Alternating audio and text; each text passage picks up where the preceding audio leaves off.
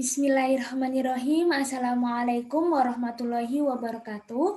Perkenalkan, saya Hastinia Priasari dari Fakultas Psikologi Universitas Gadjah Mada.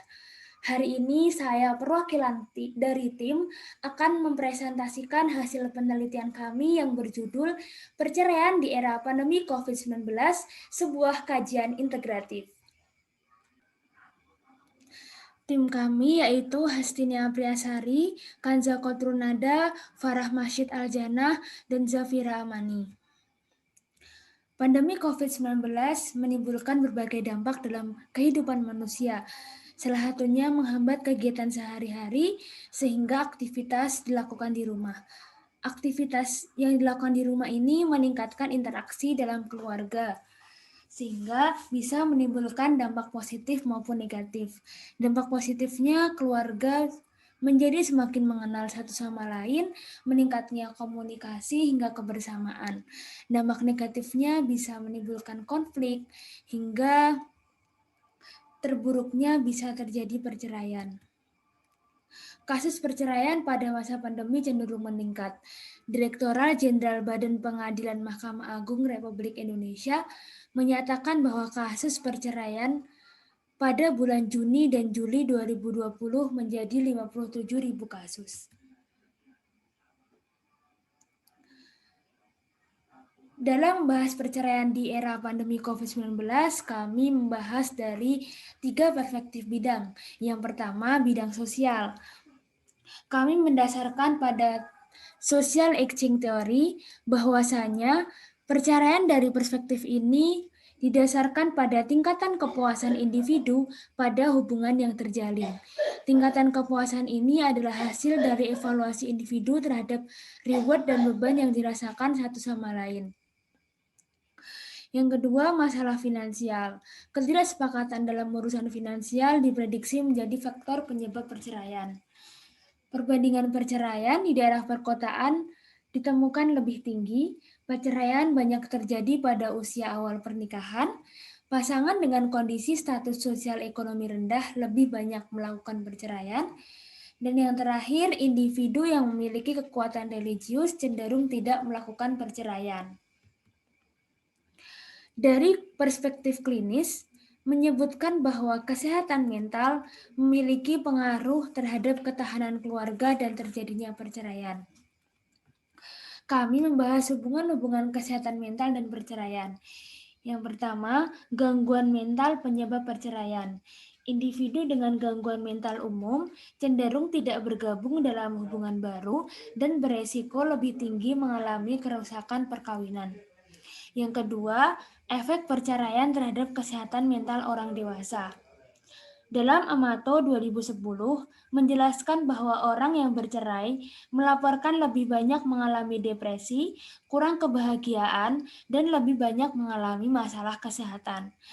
Yang ketiga, efek perceraian terhadap kesehatan mental anak. Perceraian mempengaruhi kondisi anak seperti gangguan perilaku, konsep diri negatif, hingga masalah sosial lainnya.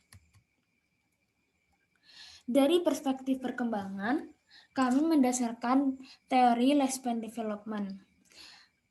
Indonesia adalah negara dengan tingkat pernikahan dini yang cukup tinggi. Padahal masa menikah yang ideal adalah usia dewasa awal. Sehingga pasangan pada usia ini cenderung menjadi lebih rentan untuk melakukan perceraian pada masa COVID-19. Perceraian juga dikaitkan dengan dua dimensi kelekatan orang dewasa. Mereka yang attachment-related anxiety-nya tinggi melaporkan lebih banyak konflik harian dalam hubungan. Orang dengan insecure attachment melaporkan kepuasan yang lebih rendah dalam hubungan, sementara mereka dengan avoidant attachment menunjukkan sedikit dukungan kepada pasangan. Perceraian pada orang tua juga menjadi faktor resiko pada kehidupan pernikahan anak-anak mereka, karena hal ini mempengaruhi kepercayaan mereka mengenai komitmen, hubungan romantis, sikap, serta perilaku seksual. Berbagai laporan penyebab perceraian menjelaskan bahwa masalah keuangan disebut-sebut sebagai faktor utama dari perceraian.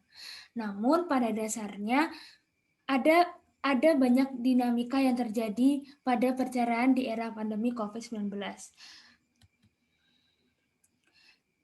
Pandemi COVID-19 menciptakan stresor eksternal seperti kehilangan ekonomi, pengurungan atau isolasi anggota keluarga yang sakit, hingga terjadinya duka. Hal ini cenderung mengganggu proses hubungan diadik adaptif. Proses hubungan diadik adaptif yang terganggu, proses hubungan diadik adaptif yang lebih buruk juga dapat meningkatkan dampak pemicu stresor eksternal. Selain itu, dampak ini diperburuk oleh kerentanan kontekstual yang ada sebelumnya, seperti kelas sosial, anggota kelompok marginal. Hal ini juga diperbesar apabila satu atau kedua pasangan memiliki kerentanan individu seperti attachment insecurity dan kesehatan emosional. Dinamika yang terjadi ini akan mempengaruhi kualitas hubungan dan kestabilan hubungan. Apabila dinamika semakin buruk, maka memungkinkan terjadinya perceraian. Maka kami menyarankan untuk melakukan intervensi untuk menangani terjadinya perceraian di era pandemi COVID. Yang pertama, dengan tindakan promotif melalui penyebaran informasi-informasi keluarga dengan platform media sosial. Pemilihan media sosial dikarenakan akses internet terbesar masyarakat Indonesia digunakan untuk media sosial sebanyak 79,13%. Yang kedua, dengan tindakan preventif, mengadakan seminar daring dengan tema-tema keluarga untuk menjangkau banyak orang dari berbagai daerah. Selain itu, perlunya mengundang pembicara yang ahli dalam bidangnya. Tema seminar yang kami sarankan dari dinamika perceraian selama pandemi COVID ada 5 tema. Yang pertama, menjaga komunikasi efektif dengan pasangan, mengelola finansial selama masa pandemi, manajemen stres, menjadi support system yang baik, hingga penguatan religius di dalam keluarga. Selanjutnya, intervensi kuratif yang kami sarankan, melakukan pemantauan secara daring terhadap interaksi pasangan yang akan bercerai, melakukan psikoedukasi, latihan kesadaran, dan restrukturisasi kognitif pada anak, melakukan mediasi hukum, hingga telekonseling. Kesimpulan dari kajian kami adalah perceraian di masa pandemi ini tidak hanya disebabkan oleh satu faktor saja. Permasalahan finansial yang diperparah oleh kondisi mental individu akan berdampak lebih berat pada individu tersebut dibandingkan dengan individu yang memiliki mental yang lebih stabil.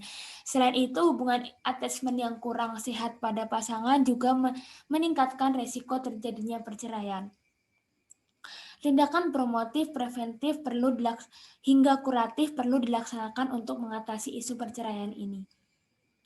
Saran kami, perlu adanya perhatian lebih berupa penanganan yang nyata, melakukan penanganan promotif dengan memanfaatkan platform media sosial, melakukan preventif dengan mengadakan seminar-seminar, hingga kuratif yang dilakukan dengan supervisi secara online kepada pasangan yang bercerai, psikoedukasi, mediasi hukum, dan telekonseling. Penanganan kuratif ini membutuhkan psikolog dan badan hukum untuk merealisasikan program-program serta membutuhkan bantuan masyarakat untuk berperan. Berikut ini referensi yang kami gunakan. Demikian presentasi yang dapat saya sampaikan pada hari ini. Apabila ada pertanyaan lebih lanjut, boleh menghubungi hastinia@mail.ugm.ac.id. Terima kasih. Wassalamualaikum warahmatullahi wabarakatuh.